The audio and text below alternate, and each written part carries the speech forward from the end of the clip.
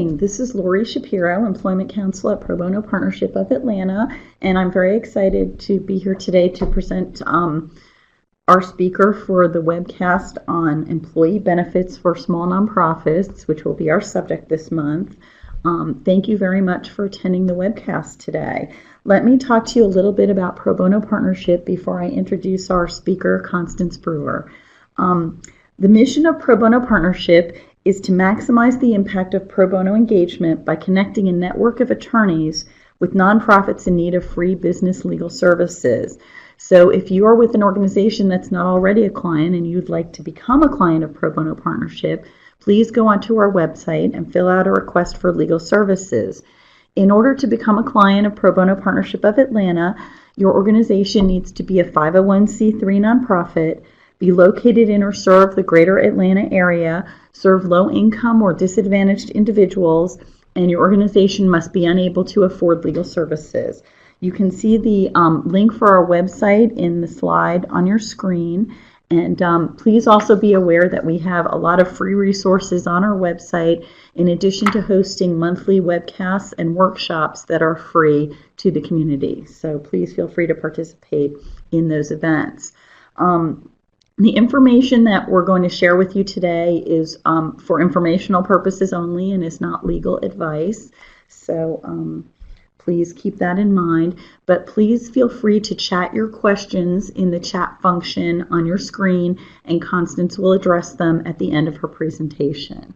So I'm very excited to introduce to you Constance Brewer. Constance is an associate in the Employee Benefits and Executive Compensation Group at Troutman Sanders here in Atlanta, and she has graciously agreed to share her experience with you today. So without further ado, let me turn the floor over to Constance. Thank you, Constance. Good morning. Welcome to the webcast. Today I will be talking about employee benefits for small nonprofit organizations.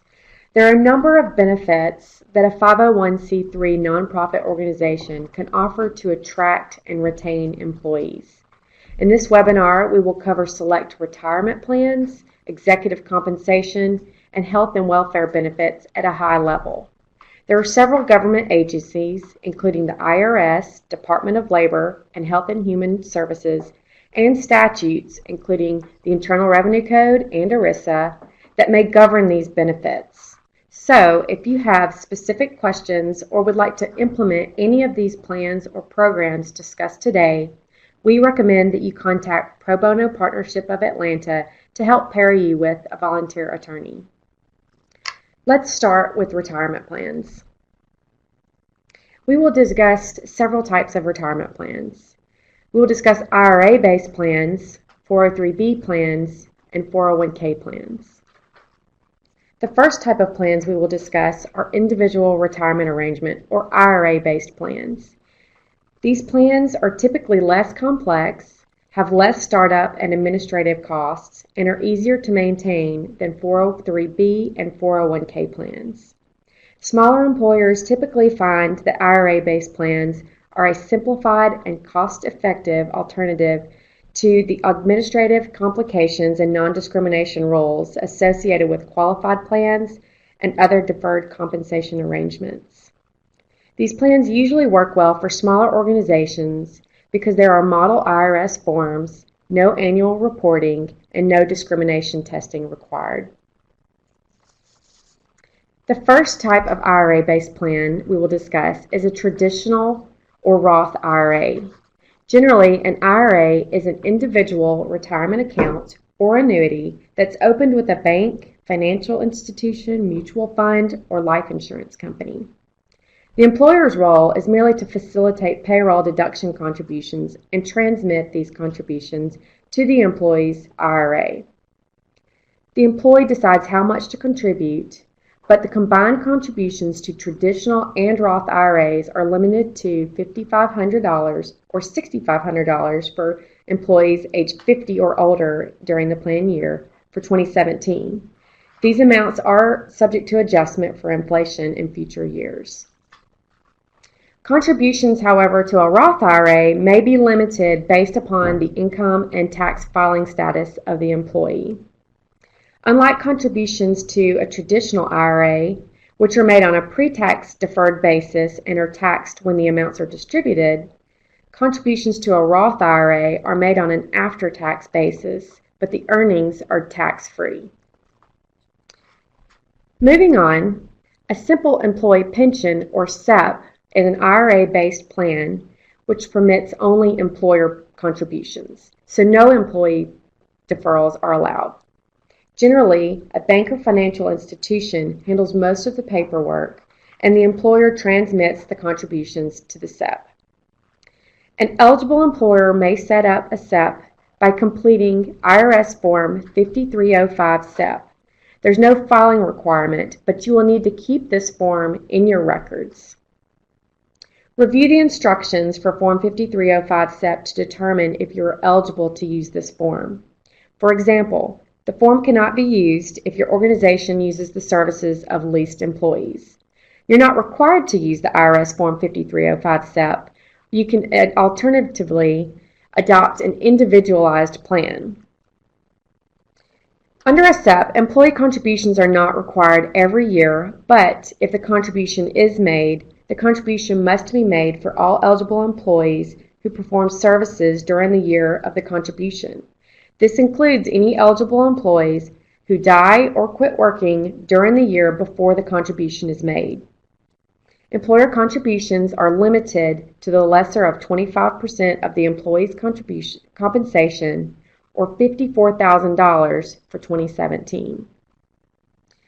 With the SEP, there are limited exclusions permissible for participation requirements. Generally, all eligible employees who are at least age 21 and have performed services for the organization in at least 3 of the immediately prior 5 years must be eligible to participate. You can, however, design the SEP to contain less restrictive eligibility requirements. For example, you can make it where all employees are eligible regardless of their age or service. Moving on, unlike a SEP, which does not permit employee contributions and allows discretionary employer contributions, a simple IRA is an IRA-based plan that permits employee payroll deductions but requires a mandatory employer contribution. Your organization may establish a simple IRA if you have no more than 100 employees who earn $5,000 or more in compensation during the plan year and you do not maintain any other qualified plan during the plan year. This would include maintaining a SEP. The IRS has model forms for establishing a simple IRA plan. Complete Form 5304-Simple if you would like to permit each employee to select their own financial institution that will establish the individual retirement account or annuity to which contributions will be deposited. Use Form 5305-Simple if the employer wish to select the designated financial institution that will receive the contributions. The plan must be offered to all employees with compensation of at least $5,000 in any of the 2 prior years and are reasonably expected to earn at least $5,000 in the current year. Employees may contribute up to $12,500 of their compensation annually. Employees who attain age 50 or older during the plan year may contribute an additional $3,000. Employers are required to contribute either a fixed dollar-for-dollar matching contribution up to 3% of the employee's eligible compensation or a non-elective contribution equal to 2% of the employee's compensation. With the dollar-for-dollar matching contribution, there is an exception where you can reduce the 3% down to 1% in any of 2 out of 5 years. All employee and employer contributions to a simple IRA must be 100% vested. Let's move on to 403B plans.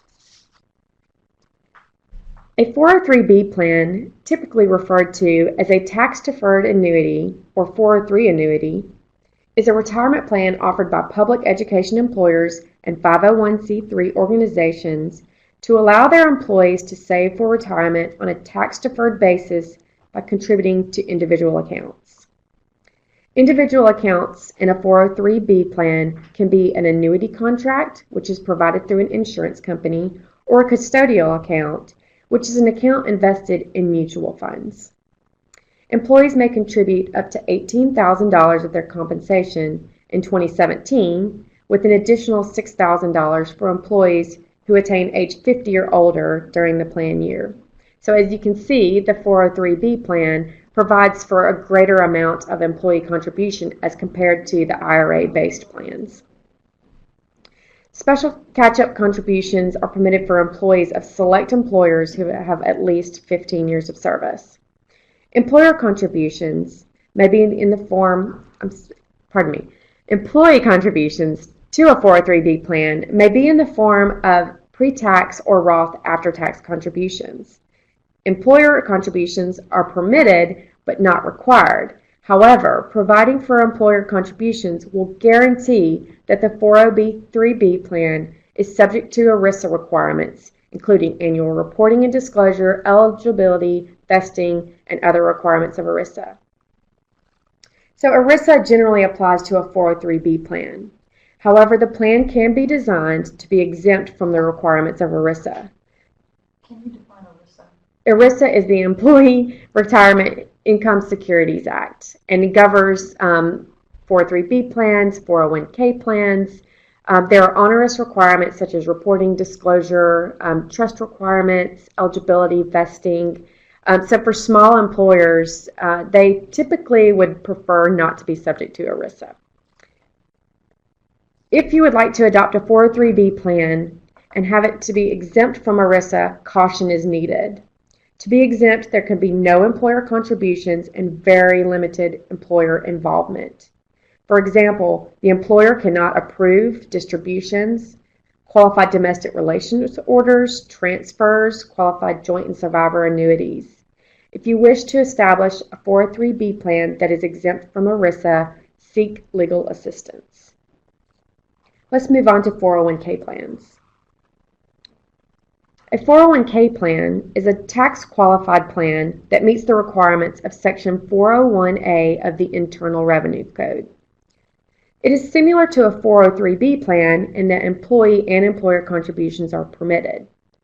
Employee contributions can be made on a pre-tax or a Roth after-tax basis and amounts up to $18,000 of the employee's compensation for 2017, plus an additional $6,000 for employees who are age 50 or older by the end of the plan year.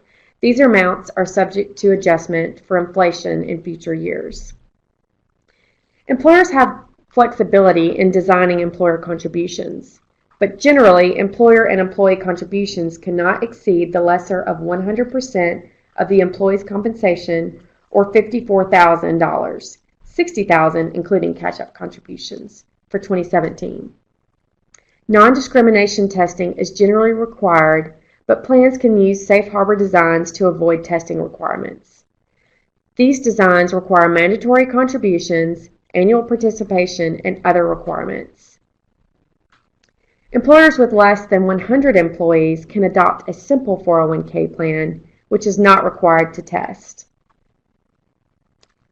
The requirements are similar to the simple 401 IRA plans, except that loans are permitted with the simple 401k plan, but not permitted with the simple IRA plan. To maintain a simple 401k plan, the employer cannot maintain any other type of retirement plan. There are mandatory employer contributions, the 3% matching contribution or 2% non-elective contribution, and all contributions must be 100% vested. 401k plans and simple 401k plans are subject to ERISA and its annual reporting and disclosure requirements. Let's move on to executive compensation. Compensation packages available to nonprofits differ from those that are available for for-profit organizations.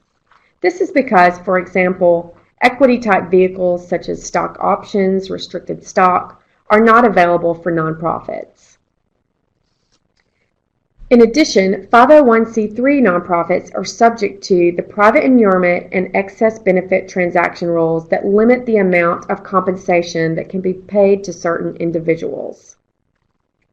Under the private inurement doctrine, no part of the net earnings of the organization may inure to the benefit of a private shareholder or individual. The purpose of this rule is to ensure that the tax-exempt organization serves an exempt purpose rather than private interest.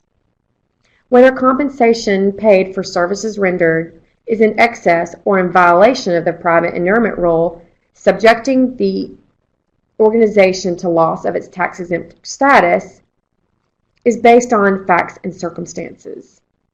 Some factors include whether the compensation arrangement was made in an arm's length transaction, whether the compensation was made by an independent compensation committee, whether compensation is comparable to compensation paid to other persons working in similar capacities at similar organizations, whether organization is justified based on the benefit conferred to the organization, the nature of the executive's duties and responsibilities, the correlation between the services provided and compensation paid, and whether there are any upper limits on compensation. The executive's entire compensation package is taken into account in determining whether compensation is unreasonable. This would include current compensation, such as salaries, and also deferred compensation. As well as the prohibition against private inurement, nonprofits must also avoid excess benefits transactions with disqualified individuals.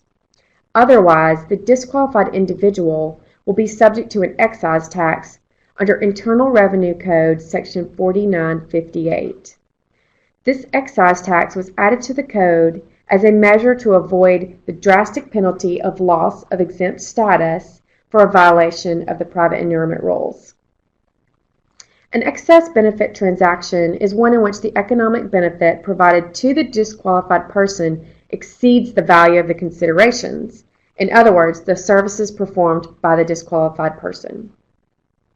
A disqualified person is any person in a position to substantially influence the affairs of the nonprofit any time during the 5-year period prior to the date of the excess transaction.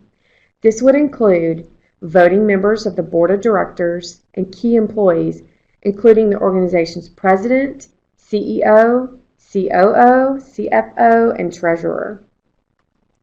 The penalty for engaging in excess benefit transactions is borne by the disqualified individual, who may be subject to an excise tax of 25% of the excess benefit. A 200% excise tax may be imposed against the disqualified individual if the transaction is not corrected before the IRS mails a notice of deficiency for the tax or the date on which the tax is assessed. Correction can normally be achieved by paying back the excess amount plus interest or otherwise making the organization entirely whole and protected against the loss. Additional excise taxes may be imposed to the organization's managers, officers, directors, trustees, or others who knowingly and willfully approve an excess transaction. However, the regulations under Code Section 4958 provide a rebuttable presumption under which compensation would be viewed as reasonable. If the compensation arrangement is approved by an authorized body of the nonprofit, for example, the board of directors, and is composed of individuals who do not have any conflict of interest. The authorized body has attained and relied on comparative data for similar organizations regarding the reasonableness of the compensation before entering into the compensation agreement with the disqualified individual. The authorized body must have adequately documented the basis for its determination that the compensation is reasonable. For example, including in the minutes of the board of directors the process that was taken to confirm that the compensation was reasonable, that comparative data was used, and that the board agreed that the amounts were reasonable. Tax-exempt organizations must also demonstrate good corporate governance. and should consider implementing any of the following practices and procedures to ensure that their compensation packages are reasonable and will withstand scrutiny from the IRS. For example, the organization should consider creating an independent compensation committee, coordinate compensation approval procedures with applicable bylaw requirements of the organization, adopt an overall compensation philosophy that clearly defines the organization's intent regarding its compensation program, and adhere to that policy when making compensation decisions. Adequately document executive compensation decisions. For example, include these in the minutes of the board that are kept with the organization's records. Compare the organization's compensation packages against those provided by similar organizations using objective, reliable peer group data. And adopt an appropriate conflict of interest policy. Best practice would be for the board to review compensation packages annually. In addition to retirement plans, 503c organizations may offer 457 plans to executives as part of their compensation packages. A 403b plan, a 457b plan, which is commonly referred to as an eligible plan, must meet certain requirements of the Internal Revenue Code, but allows participants to defer tax on up to $18,000 in 2017, which is tax deferred until the amounts are paid or otherwise made available to the participant. In contrast, a 457F plan, which is commonly referred to as an ineligible plan and does not meet the requirements of 457B, allows participants to defer taxes on an unlimited amount of compensation that is contributed to the plan until the amounts are no longer subject to a substantial risk of forfeiture, or in other words, they become vested. In addition to satisfying the requirements of Internal Revenue Code 457F, the plan must either satisfy an exemption from Internal Revenue Code 409A or comply with its requirements. 457B and 457F plans are very complex. Consult with an attorney prior to adopting either type of plan. Let's move on to health and welfare plans. While employers are not required to provide health coverage to their employees, the Affordable Care Act provides monetary penalties for applicable large employers who do not offer affordable care coverage that provides minimum value to substantially all full-time employees. An applicable large employer is an employer with 50 or more full-time employees, including full-time employee equivalents. Employers with less than 50 full-time employees, including full-time equivalents, are not subject to the employer shared responsibility requirements of the ACA, also known as the Affordable Care Act. This applicable large employer calculation is complex, so seek legal assistance if you need help determining whether your organization is an applicable large employer subject to the ACA and the employer shared responsibility mandate. Under the ACA, individuals are required to obtain health insurance of minimum essential coverage, or they must pay a penalty. The penalty varies based upon the individual's income and family size. Tax subsidies are available if the individual's household income is between 100 and 400% of the federal poverty limit and the employee's employer does not offer coverage. Generally, an employer cannot reimburse employees for health insurance policies purchased individually because such arrangement will be considered a group health plan subject to but not in compliance with the ACA and resulting in a potential $100 per day excise tax applicable per employee.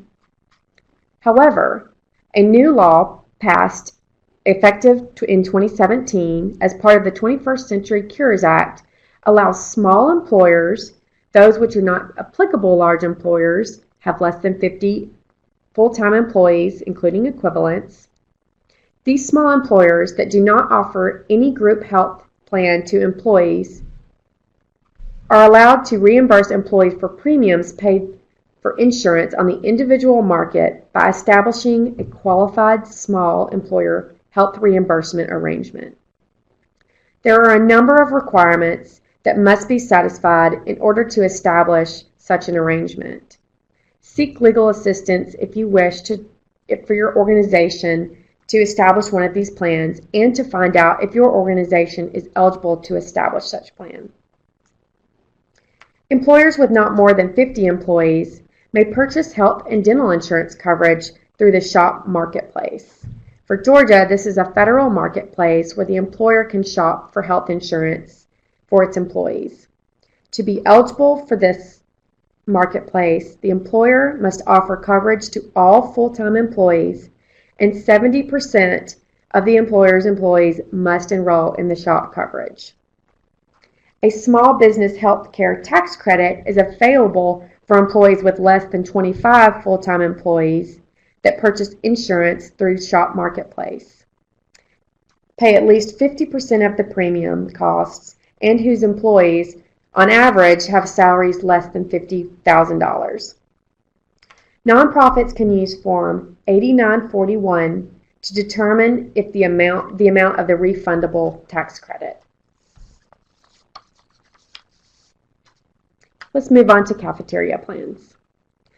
To allow employees to pay premiums on a pre-tax basis, the employer must establish a written cafeteria plan or premium-only plan. With a cafeteria plan, an employer may provide health flexible spending accounts and dependent care accounts. However, cafeteria plans are subject to non-discrimination testing, but can be designed as a simple cafeteria plan which is deemed to meet certain testing requirements. If certain requirements are met, to adopt a simple cafeteria plan, the employer must have an average of 100 or fewer employees during either of the 2 prior years. Generally, all employees with 1,000 hours of service in the preceding years must be eligible to participate. Employers can exclude employees with less than 1 year of service and who have not attained age 21. A simple cafeteria plan requires an employer contribution and an amount not less than 2% of compensation, or if less than 6% of compensation. Nonprofits can offer other health and welfare benefits, including $50,000 of employer-provided group term life insurance, which is excludable from the employee's income. Amounts in excess of the $50,000 is treated as taxable income to the employee. Short and long-term disability benefits may also be provided on a pre-tax or post-tax basis. These benefits are flexible in designing whether only employers contribute or the employee contributes. Keep in mind that ERISA applies to employer-sponsored welfare plans. ERISA requires plan documents, summary plan descriptions, and certain notice requirements. Annual reporting is also required, but there are exceptions if the employer has less than 100 participants and the plan is fully funded, fully insured, or is a combination of either. Let's move on to COBRA. Remember that employers are required to continue health coverage for a period of time after the employee terminates employment and loses coverage. For employers with 20 or more employees, the federal COBRA rules apply. For employers with less than 20 employees, the Georgia rules will apply. The last slide includes helpful links to certain governmental websites. The first link is to the IRS's website and includes a number of retirement plan resources for small businesses. From this website, you can access links to web pages and charts comparing the various retirement plans that we discussed today, including more details about each of the plans. The next 2 links provide resources related to the Affordable Care Act, and how it applies to nonprofits, and the shop marketplace for small businesses. This will conclude the presentation. We can open up for questions. We have several questions, Constance. First of all, with regard to life insurance, you mentioned that up to 50%, up to $50,000 is excluded from income. So just to clarify, does that mean that life insurance coverage in excess of $50,000 is taxable to the employer? The amount that's above. Yes, okay. So the question is with respect to life insurance. $50,000 of the life insurance is not taxable to the employee. So the question is whether if the policy provides for an amount in excess, for example, we'll say $100,000, does that mean the whole $100,000 is taxable or only the excess $50,000 is taxable? So it would only be the excess. So the first $50,000 of coverage is tax-free to the employee. Great. With regard, you mentioned COBRA. Two questions. First, can you explain what COBRA is? And secondly, how do you calculate the number of employees for COBRA? So how do you know if you have 20 or more? Okay. 20 or less than 20? For COBRA, I'm going to follow up on the calculation to make sure if it's full-time employees or like the ACA treats it, or non-full-time employees. So you include part-time and full-time. Okay, so what is COBRA? COBRA is a requirement that when an employee terminates employment, COBRA is the law that requires for an employer to continue and provide health coverage for that employee. The employer is not required to pay for any of the coverage. It's basically like the employee continues the coverage he has, paying 100% of the premiums. The employer can charge an additional 2% administrative cost to continue this coverage. And the coverage, COBRA mandates how long this coverage must be available, and it depends on the circumstances. It could be 18 months. In certain cases, it can extend up to 36 months.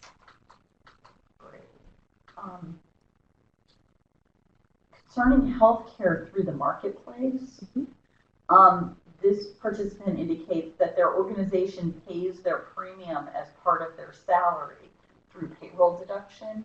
Is it okay for them to deduct from payroll to pay the premium for the marketplace? If they establish the qualified retirement health reimbursement arrangement, I would suggest contacting. Oh, I'm sorry, I should have contacted. The question was, the employer currently pays for health insurance premiums through payroll tax deductions for coverage purchased on the individual marketplace or the shop marketplace? It doesn't say. Individual, either one. So the question is, can they continue to do this? The employer can, if they meet the requirements and establish a qualified reimbursement health arrangement. I would suggest that you contact Pro Bono Partnership of Atlanta so you can be paired with an attorney that can help you with this. Great. You talked about making sure you have comparable salary information when you're setting executive compensation. Do you have some advice for where individuals can go or organizations can go to find comparable salary information? I know GuideStar is one source. That's what I was going to suggest. I would suggest GuideStar. I can ask questions, look around, and follow up maybe with some other suggestions, but I would recommend GuideStar as a first place to look. And is it important when you're looking at GuideStar or other resources to look at a position that's the same, for example, full-time positions for full-time compensation? Yes. It needs to be as comparable as possible. Yes, the question is about comparability. When you're looking at GuideStar and you're looking at a particular employee, do you need to look at whether you're comparable as full-time or part-time? And I would say, yes, you want to take the employee that you're looking at setting compensation for and look at similar employees in similar positions on a similar basis, whether it's full-time or part-time, and use those as comparisons. So you want to be as comparable as possible. Great. When an organization is looking at different kinds of retirement plans to figure out which one they want to use, whether they want to use a more traditional plan or a 401k or a 403b, can you talk a little bit about what the incentives are to the organization or how it benefits the organization to use those different kinds of plans? You know, how do we assess which one we should use?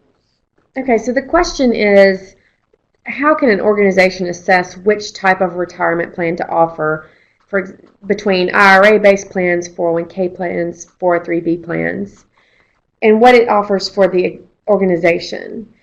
Generally, these retirement plans are a tool to attract and retain employees. It helps the employees save for their retirement on a pre-tax basis, where under an IRA-based plan, which an individual can set up his own traditional or Roth IRA, the amounts are very limited. So the retirement plans that we discussed today can help supplement the employee's savings for retirement. The things that the organization will want to consider is some of the plans do not permit employer contributions. So if you're looking to attract employees, you may prefer to adopt a plan that will allow the employer to make a contribution to that retirement plan to help the employee save for retirement.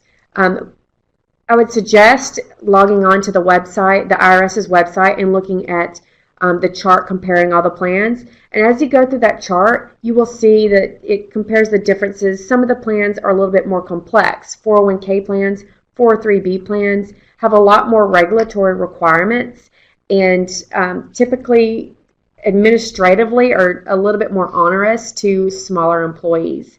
There are, if you do decide to go that route, you can contact certain, the Fidelities, the Mass Mutuals, T. Rowe Prices. They have standard prototype plans that you can adopt, so you don't have to create an individually designed plan by yourself. That will be kind of a more cost-saving measure.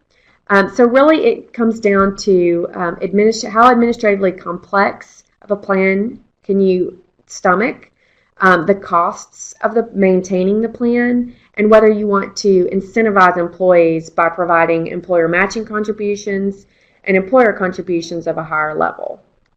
Great, thank you. With regard to welfare plans, does it also make sense to use third-party vendors so that you can avoid having to try to comply with ERISA by yourself? So the question is, with welfare plans, is it a good idea to use third-party vendors to avoid the ERISA requirements? Or to help you comply. To help comply. Generally, I would think that you can work with a broker, an insurance broker that can help you with this. Typically for smaller organizations, getting insurance through a broker is cost prohibitive. The shop marketplace is a good place to go. I would suggest that if you need help making sure you're complying with ERISA or exempt from ERISA reporting requirements, contact Pro Bono Partnership of Atlanta, and they can pair you with an attorney.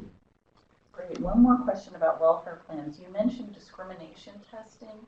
Can you just explain what that is? Yes. At a high level, discrimination testing is applicable to cafeteria plans, and generally the cafeteria plan cannot be designed to favor highly compensated individuals. The rules are very complex. They're still in the regulations. So if you need assistance with this testing, it's very complex, so I would suggest contacting Pro Bono Partnership of Atlanta to pair you with an attorney. Great. Anybody have any other questions in the room? One more. Typing. Okay. Wait 1 second because somebody's typing. Okay, and just to follow up on the cafeteria plan while they're typing, the penalty for violating the non-discrimination rules under a cafeteria plan is borne on the employee. It makes all the benefits under the plan taxable to the employee. And this question is, for a shop plan, you mentioned a certain number of employees must be enrolled. Are you allowed to mandate employee participation in the plan? That's a good question. Can you mandate? The question is, with the shop marketplace, one of the requirements is you have to offer coverage to your employees, and 70% of those employees must actually accept the coverage. The question is whether you can mandate that coverage. I think it would probably require some legal research to determine whether you can force an employee to sign up and pay for contributions. So I would, again, suggest, sorry, I'm always suggesting, but contact Pro Bono Partnership of Atlanta, and they could pair you with an attorney for that research. Great, thank you so much. I think that's the last question. There was a question about the PowerPoint, and I know we're in the process of responding to it, but the PowerPoint will be available on our website within a reasonable time after the webcast. And Constance, thank you very much for your time today. Thank you. And with that, we'll conclude.